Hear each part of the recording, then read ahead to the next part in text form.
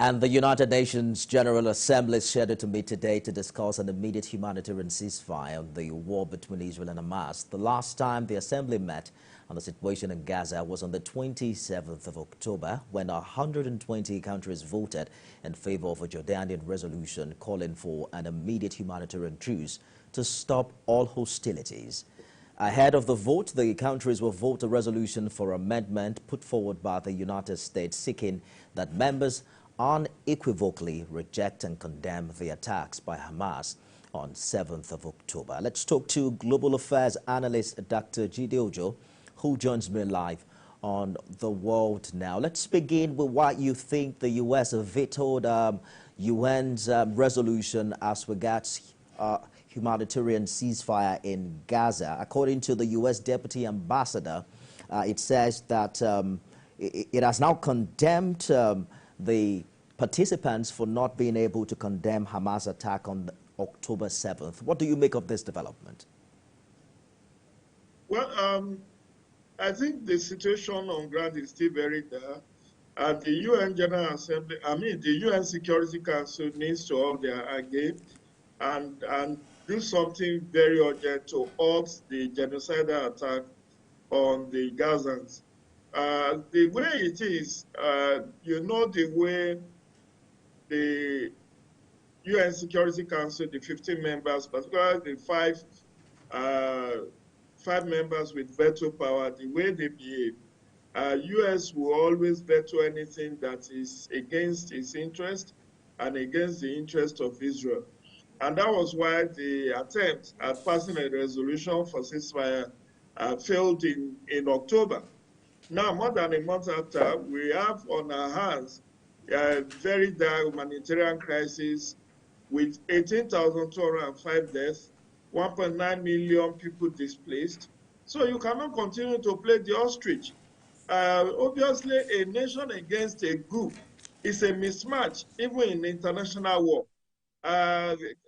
Gaza or even Hamas, as it were, is just a microcosm of Palestine.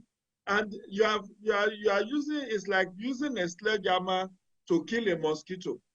So the world must rise up to the occasion before the extinction and ethnic cleansing succeeds against Hamas.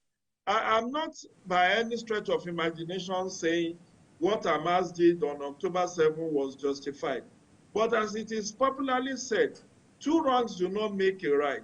Now that we are having more civilian casualty in this war. And in international wars, civilians are supposed to be protected. We have seen bombings of hospitals. We have seen bombings of IDP camps. We have seen bombings of civilian, residences. And that is not what the aim of the war is supposed to be.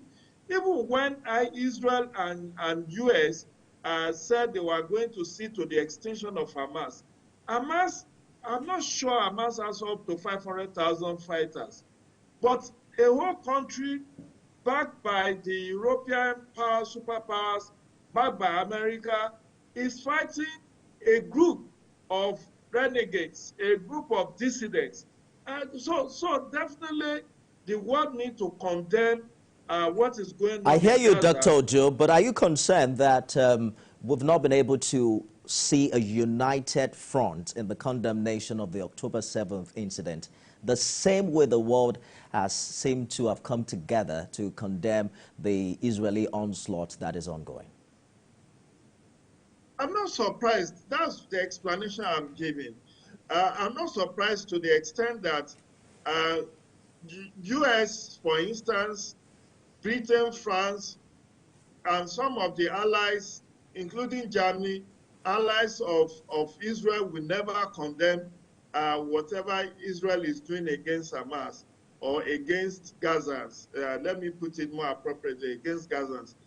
While Hamas is the common enemy, and what Hamas did on October 7 is condemnable and has been rightly condemned by the entire world, but you cannot also laud what Israel is doing, particularly with the civilian casualties, with the lack of access of Medicare, with the lack of access of food to these Gazans who have been displaced. They were asked to move from the northern Gaza to southern Gaza.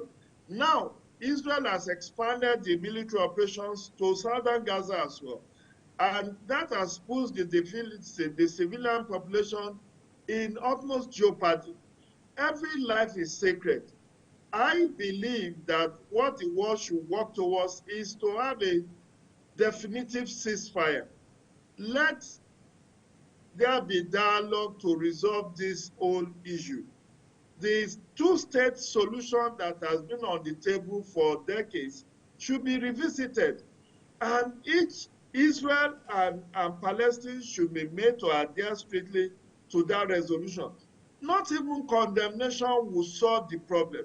Even if you condemn from now till eternity, the lives that are being lost, those who are sick, who are still being bombed in hospitals, ambulances that are not allowed access to evacuate the injured and the sick, that is tantamount to